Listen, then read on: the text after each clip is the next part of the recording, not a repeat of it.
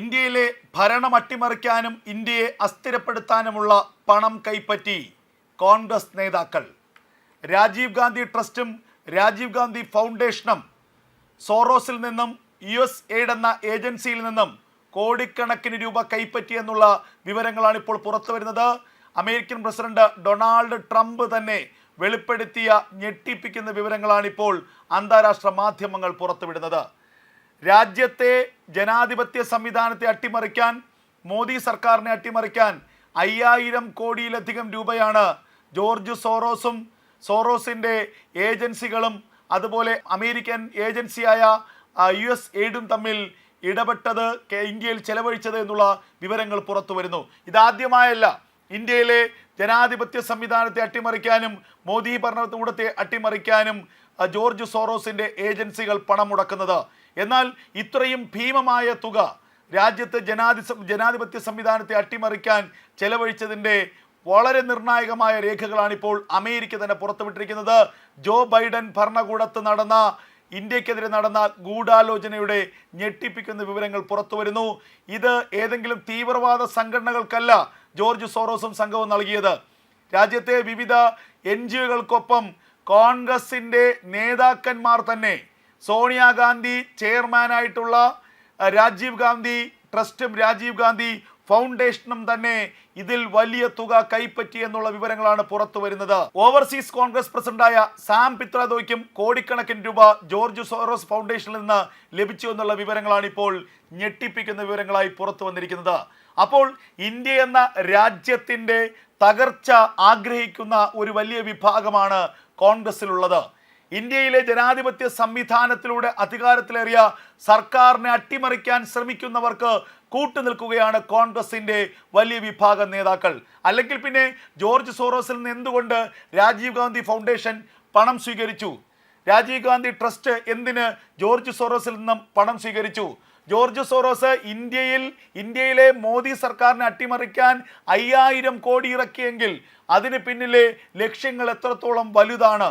അപ്പോൾ ജോർജ് സോറോസിൻ്റെ കള്ളപ്പണം, ഹവാലാപ്പണം കൈനീട്ടി വാങ്ങി ഇന്ത്യയിലെ ജനാധിപത്യ സംവിധാനത്തെ അട്ടിമറിക്കാൻ കൂട്ടുനിന്ന കോൺഗ്രസിൻ്റെ നേതാക്കന്മാർക്ക് രാജ്യത്തോട് എന്തു കൂറാണുള്ളത്? രാജ്യവിരുദ്ധ പ്രവർത്തനങ്ങൾ, രാജ്യത്തെ അസ്ഥിരപ്പെടുത്താനുള്ള പ്രവർത്തനങ്ങളല്ലേ ഈ രാജീവ് ഗാന്ധി ഫൗണ്ടേഷനും അതുപോലെ രാജീവ് ഗാന്ധി ട്രസ്റ്റുമൊക്കെ നടത്തി വന്നത്.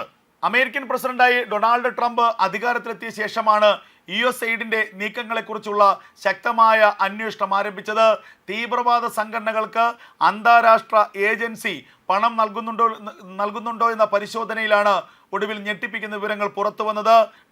ട്രംപ് ട്വിറ്റർ അക്കൗണ്ടിൽ പറയുന്നത് പ്രകാരം USAIDിൽ നിന്ന് ജോർജ് സോറോസിന് $260 മില്യൺ ലഭിച്ചുവെന്നും ഈ പണം India, Sri Lanka, Bangladesh, Ukraine, Syria, Iran, Pakistan, UK, US എന്നിവിടങ്ങളിൽ അരാജകത്വം പടർത്താനും സർക്കാരുകളെ മാറ്റാനും വ്യക്തിഗത നേട്ടമുണ്ടാക്കാനും ഉപയോഗിച്ചു എന്നുള്ള ആരോപണം ഗുരുതരമാണ്.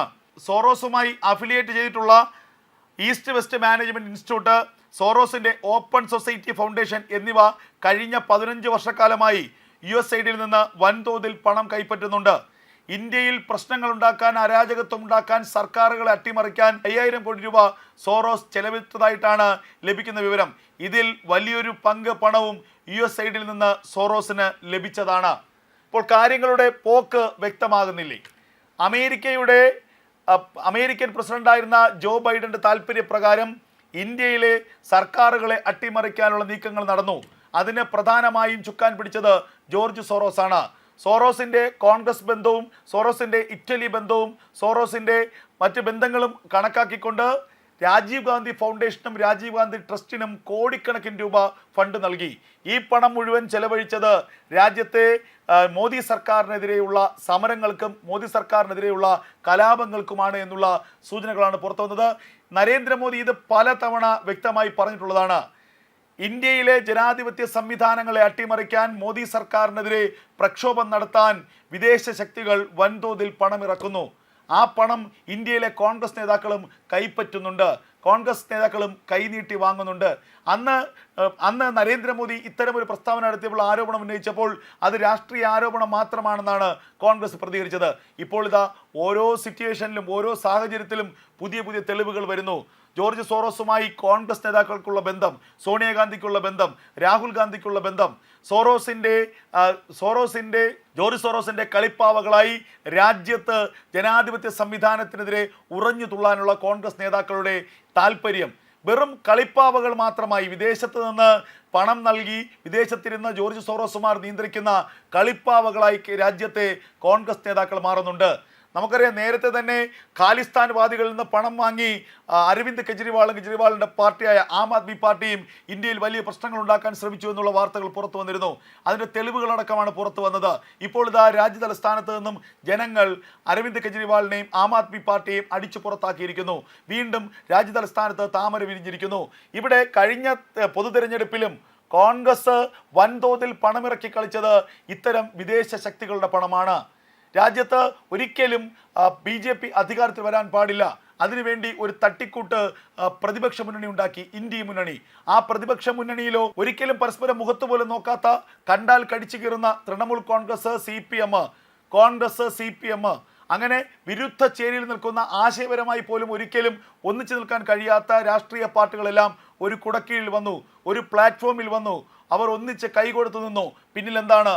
പിന്നിൽ ജോർജ് സോറോസുമാരുടെ ഫണ്ടാണ്. ജോർജ് സോറോസുമാർ ഇറക്കിയ 5000 കോടി രൂപയുടെ കളിയാണ്. ആ പണത്തിന് മേലുള്ള കളിയായിരുന്നു ഇന്ത്യ മുന്നണി എന്നുള്ളത് ഇപ്പോൾ വ്യക്തമാവുകയാണ്. പണം വാരിയെറിഞ്ഞ്, കോൺഗ്രസിന്റെ കയ്യിലേക്ക് വന്ന പണം വാരിയെറിഞ്ഞ് രാഹുൽ ഗാന്ധിയും സോണിയാഗാന്ധിയും ഒക്കെ രാഷ്ട്രീയ പാർട്ടികളെ വിലയ്ക്ക് വാങ്ങുകയായിരുന്നു.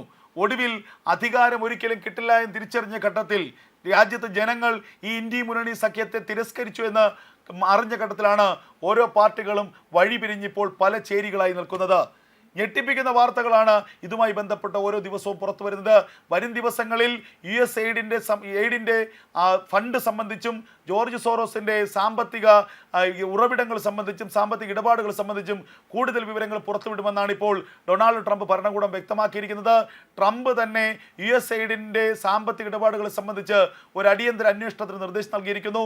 ടെററിസ്റ്റുകളുടെ കയ്യിലേക്ക് US എയ്ഡിൻ്റെ പണം പോകുന്നുണ്ടോ, ഏതെങ്കിലും ജനാധിപത്യ രാജ്യത്തിൻ്റെ ഭരണം അട്ടിമറിക്കാൻ ഈ പണം ഉപയോഗിക്കുന്നുണ്ടോ എന്നത് സംബന്ധിച്ച് വളരെ ഗൗരവമുള്ള അന്വേഷണം നടത്താനാണ് ഇപ്പോൾ ഡൊണാൾഡ് ട്രംപ് നിർദ്ദേശം നൽകിയിരിക്കുന്നത്.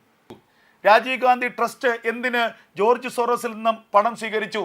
ജോർജ് സോറോസ് ഇന്ത്യയിലെ മോദി സർക്കാരിനെ അട്ടിമറിക്കാൻ 5000 കോടി ഇറക്കിയെങ്കിൽ അതിന് പിന്നിലെ ലക്ഷ്യങ്ങൾ എത്രത്തോളം വലുതാണ്?